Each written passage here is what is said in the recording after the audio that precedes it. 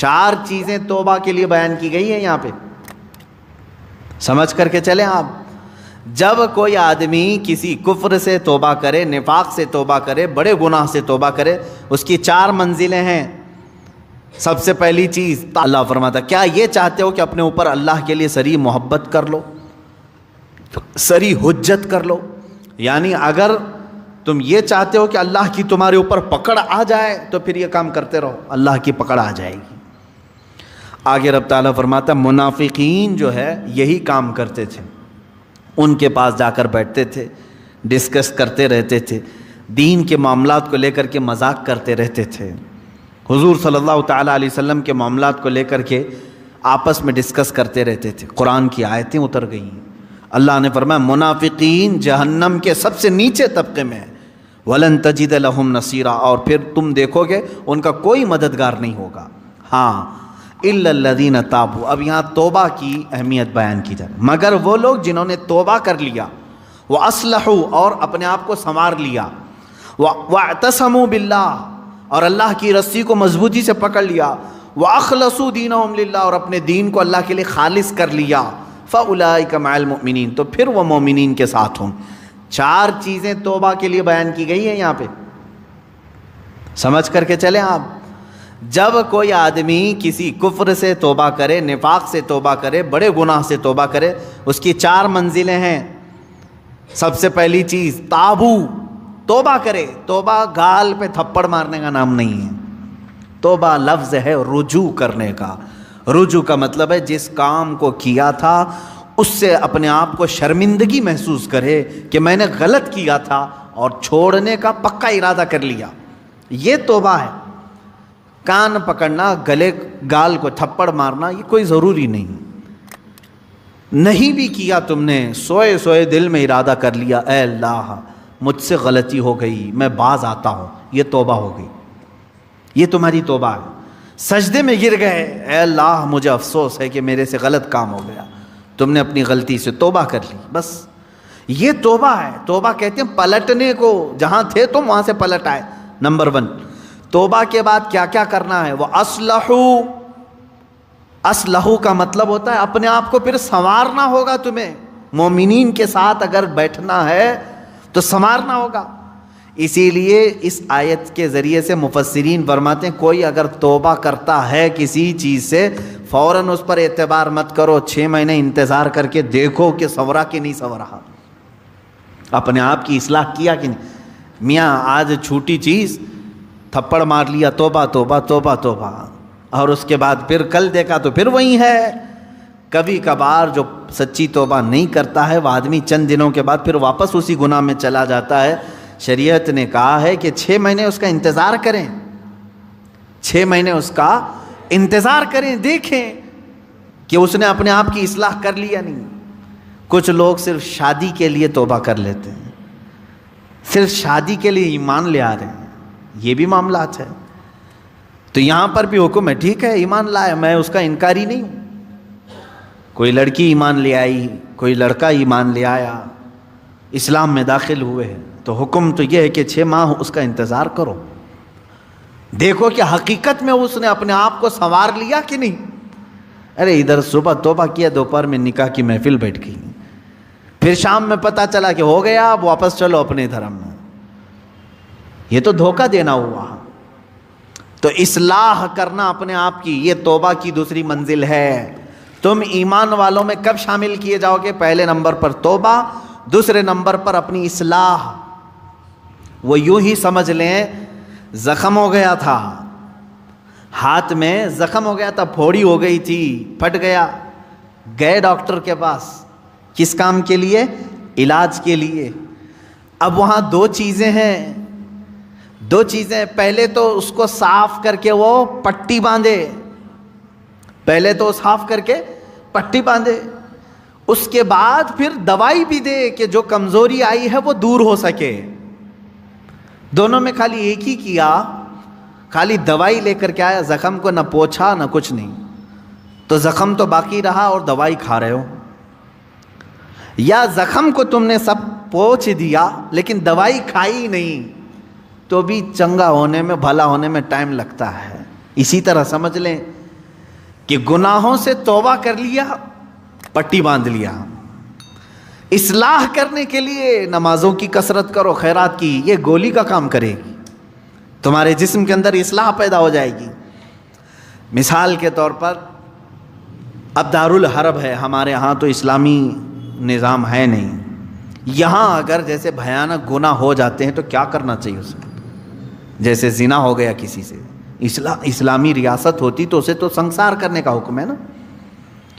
غیر شادی شدہ ہو تو 100 کوڑے مارے جائیں گے، شادی شدہ ہو تو سنسار کیا جائے گا، یہ اسلامی سزا ہے۔ یا چوری کیا ہے تو ہاتھ کاٹا جائے گا، یہ معاملات ہیں۔ لیکن آپ دارالحرب میں ہیں، یعنی یہاں اسلامی نظام نہیں، آپ سے ایسا گناہ سرزد ہوا تو اب کیا ہے؟ اس کے لیے اسلام نے یہ نظام رکھا ہے کہ تم سب سے پہلی چیز توبہ کرو، توبہ کرو، اس بھیانک گناہ سے توبہ کرو۔ دوسرے نمبر پر اللہ نے فرمایا وَأَصْلَحُوا، اور اپنی اصلاح کرو۔ اصلاح کس بات پر؟ پہلے سے زیادہ نمازوں میں آؤ، نفل کی کثرت کرنے لگ جاؤ، خیرات کرو، صدقہ دو، محفلوں میں بیٹھو، تسبیح ہاتھ میں لے لو، کیونکہ جو ڈیمیج کیا تم نے اپنی روح کو، اس کو اتنا بینڈیج تو لگانا ہی پڑے گا، اس کی اصلاح تو ضروری ہے۔ تو جس سے گناہ سرزد ہوئے وہ اگر توبہ کرنا چاہتا ہے تو 2 چیزیں پہلے سمجھ لیں، ایک تو سچے دل سے توبہ کرنا، یعنی باز آنے کا ارادہ کر لینا، دوسری اس پر نیکیوں کی کثرت کرنا، تب جا کر کے وہ توبہ کا پھل تمہیں ملے گا۔ ہاں بعض جگہوں پر میں نے دیکھا ہے، دیہاتوں وغیرہ میں وہ لوگ کسی لڑکے اور لڑکی کے معاملے کو دیکھتے ہیں کہ یہ غیر شادی شدہ تھے اور چلے گئے اور ساتھ میں رات بتا کر کے آئے، تو ان کو پکڑ کر کے جماعت والے بٹھاتے ہیں۔ اسلامی سزا ہے نہیں، آپ دے نہیں سکتے۔ اور بعض دیہاتوں میں نے دیکھا ہے کہ جھاڑو لے کر کے اس کو مارتے ہیں، یا ٹاول کو لپیٹ کر کے اس کو مارتے ہیں۔ یہ مذاق کر رہے ہو اسلامی نظام کا؟ مذاق ہے اسلامی نظام کا؟ وہ تو حضرت ایوب علیہ السلام کی بیوی کے لیے اترا تھا قرآن پاک میں۔ حضرت ایوب علیہ السلام نے قسم کھا لی تھی اپنی بیوی کے بارے میں کہ وہ شیطان کے پاس گئی تھی، اگر میں صحیح ہو جاؤں تو تجھے 100 کوڑے ماروں گا۔ آپ صحیح ہو گئے، 100 کوڑے مارنے والے تھے، لیکن وہ بیوی بڑی نیک شعار تھی۔ اللہ نے حکم فرمایا جبرائیل امین کو، جاؤ ایک جھاڑو جس میں 100 کاڑیاں ہوں وہ ایوب کو دے دو اور کہو کہ ایک بار اس سے اپنی بیوی کو مارے، ان کی قسم پوری ہو جائے گی۔ یہ قرآن میں ہے۔ وہ ایوب علیہ السلام کی بیوی کے لیے یہ بات اتری تھی۔ تو میں نے کسی گاؤں کے متولی صاحب کے متعلق یہ سنا کہ وہ بھی 100 کاڑیوں کی جھاڑو لے کر کے اس لڑکے کو مارتے ہیں جو لڑکی کو بھگا لے جاتا ہے، اور کہتے ہیں 100 کوڑوں کے برابر ہو گیا۔ اور اگر 100 کوڑے مارو گے تو پھر اگلا دن آپ کے کوڑے پڑنے کا آ جائے گا، یہاں نہیں مار سکتے۔ یہاں صرف یہ ہے کہ سچی توبہ کی اسے تلقین کی جائے، رو رو کر کے تو توبہ کرے، اس کے بعد اپنی اصلاح کرے۔ اپنی اصلاح کیسے؟ نیکیوں کی کثرت کرے۔ پہلے نماز کم پڑھتا تھا تو اب زیادہ کر لیں، نفل نہیں تھے تو نوافل کی زیادہ تعداد کر، درود مبارکہ آیت کریمہ کا ورد زیادہ کرے۔ یوں ہی سمجھ لیں کہ بیماری کے بعد جب آدمی اٹھتا ہے تو اسے ٹونک لینی پڑتی ہے، اچھی غذا دینی پڑتی ہے تاکہ اس کی جو گری ہوئی صحت ہے وہ جلدی صحیح ہو جائے۔ گناہ کرنے کے بعد بندے کی روح اسی طرح بیمار ہوتی ہے، توبہ کے بعد اسے ٹونک دینے کے لیے نیکیوں کی کثرت ضروری ہے، وہ نوافل کی کثرت کرے۔ نمبر 3 وَاعْتَصَمُوا بِاللَّهِ، اللہ کی رسی مضبوطی سے تھام لے۔ یہ اللہ کی رسی ہے کیا؟ اس پر ہی بہت گھنٹوں تفسیر ہو جائے گی۔ یہ قرآن پاک میں گزر وَاعْتَصَمُوا بِحَبْلِ اللَّهِ، چوتھے پارے میں یہ آیت گزر چکی ہے، اور یہاں اللہ نے فرمایا وَاعْتَصَمُوا بِاللَّهِ، اللہ کی رسی مضبوطی سے پکڑ لو۔ اللہ کی رسی کیا ہے؟ آسمان سے کوئی چیز لٹک رہی ہے کہ اس کو پکڑ کر کے جھولتا رہے گا، چھوڑے گا نہیں۔ اللہ کی رسی، مفسرین کے الگ الگ اقوال ہیں۔ قرآن پاک اللہ کی رسی ہے، اسے جو تھام لیا گویا کہ وہ اللہ کی رسی کو پکڑ لیا۔ رسول پاک صلی اللہ تعالیٰ علیہ وسلم کی ذات اللہ کی رسی ہے، حضور صلی اللہ علیہ وسلم کو جو تھام لیا، ان کی تعلیمات کو، وہ اللہ کی رسی کو پکڑ لیا ہے۔ اہل بیت اطہار جو رسول اللہ کی آل ہیں ان کو کہا گیا ہے کہ وہ اللہ کی رسی ہیں، ان کو جو تھام لیا وہ اللہ کی رسی کو پکڑ لیا۔ اہل اللہ جو ہیں اولیاء کاملین یہ اللہ کی رسی ہیں، ان میں سے کسی کو اس نے تھام لیا وہ اللہ کی رسی کو پکڑ لیا۔ تو توبہ کرنے کے بعد اور دو چیزیں ایکسٹرا ہو گئی، ایک اصلاح، دوسرے نمبر پر اللہ کی رسی کو پکڑنا ہے، یعنی قرآن لے لو۔ قرآن کو لے لینے کا مطلب یہ نہیں ہے کہ پکڑ کر کے زندگی بھر رہے، قرآن کی تعلیمات پر چلے، قرآن سے لگاؤ اور محبت بڑھا لے اور اس کی تلاوت کثرت سے کرے، یہ اللہ کی رسی ہے۔ حضور پاک صلی اللہ علیہ وسلم سے محبت زیادہ کر لے، وہ اللہ کی رسی ہے۔ اور یہ ایک بات یاد رکھیں، میں آپ سے کہتا ہوں یہاں میرے پاس ایک رسی ہے، ایک اس کا سرا، ایک کونا میرے پاس ہے، ایک باہر، اور آپ نے اس رسی کو پکڑ لیا، اور جب میں رسی کھینچوں تو سیدھے آپ کس کے پاس آئیں گے؟ میرے پاس آ جائیں گے، بلا تشبیہ و بلا تمثیل۔ اللہ نے قرآن میں فرمایا اللہ کی رسی کو پکڑ لو، یعنی اللہ رب العزت کی جو رسی ہے وہ خود خدائے قدیر و جبار کے دست قدرت میں ہے، اور اس رسی کا ایک سرا، ایک کونا دنیا میں ہے، وہ رسول پاک کی شکل میں ہے، اہل بیت اطہار کی شکل میں ہے، قرآن عظیم کی شکل میں ہے۔ ان کو جس نے پکڑ لیا، جب رب تبارک و تعالیٰ سارے لوگوں کو کھینچے گا تو تم وہیں جاؤ گے جہاں یہ اس رسی کا دوسرا کنارہ ہوگا۔ اسی کو کہتے ہیں اللہ رب العزت تک پہنچنے کے لیے اس کی رسی کو تھام لینا، یعنی اہل اللہ، اولیاء کاملین سے وابستہ ہونا، قرآن پاک سے اور رسول پاک کی زندگی سے وابستہ ہونا۔ تین چیزیں میں نے گنا دیا توبہ کے لیے۔ وَأَخْلَصُوا دِينَهُمْ لِلَّهِ، چوتھی چیز ہے اپنے دین کو اللہ کے لیے خالص کر دینا، پیورٹی والا دین۔ یہ وہی شادی کرنے والے لوگوں کے لیے ہے، جو شادی کے لیے دین میں آئے تو اللہ فرمانا نہیں، اللہ کے لیے دین میں آؤ، اللہ کے لیے توبہ کرو۔ بعض لوگوں کو دیکھا گیا کہ بھائی بہت زیادہ آوارہ گردی کرتا تھا، میں تو بیٹی نہیں دوں گا اس کو، کہا 4 لوگوں کو لے آؤ، میں توبہ کرتا ہوں۔ توبہ توبہ توبہ توبہ، ہو گئی توبہ۔ اس کے بعد اس کی بیٹی کو لینے کے لیے تم نے 4 لوگوں کے پاس توبہ کیا۔ میرے عزیزوں، اب توبہ کے اصول آپ سیکھ لو۔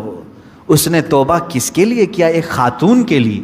اللہ فرما رہا ہے اللہ کے لیے آ جاؤ، یہ آج تیرے نکاح میں ہے، کل پھیکی پڑ جائے گی، لیکن اللہ رب العزت تو ہمیشہ رہنے والا ہے۔ یہ ان لوگوں کے لیے بھی تھا جو دائرہ اسلام میں داخل ہوتے تھے، جیسے ہجرت کے متعلق حضور صلی اللہ علیہ وسلم نے فرمایا جس نے اللہ اور اس کے رسول کے لیے ہجرت کی اس کا ثواب بے حساب ہے۔ ہجرت کا مطلب ایک وطن چھوڑ کر کے دوسرے وطن گئے، جیسے مکہ چھوڑ کر کے صحابہ مدینے گئے تھے، کس کے لیے گئے تھے؟ اللہ اور اس کے رسول کی محبت میں گئے تھے۔ ایک صحابی جو ہے وہ مکہ سے نکلے، ان کی منگنی ہوئی تھی مدینے کی لڑکی سے، مدینے کی ایک لڑکی سے ان کی منگنی ہوئی تھی، وہ سفر کر کے آ گئے۔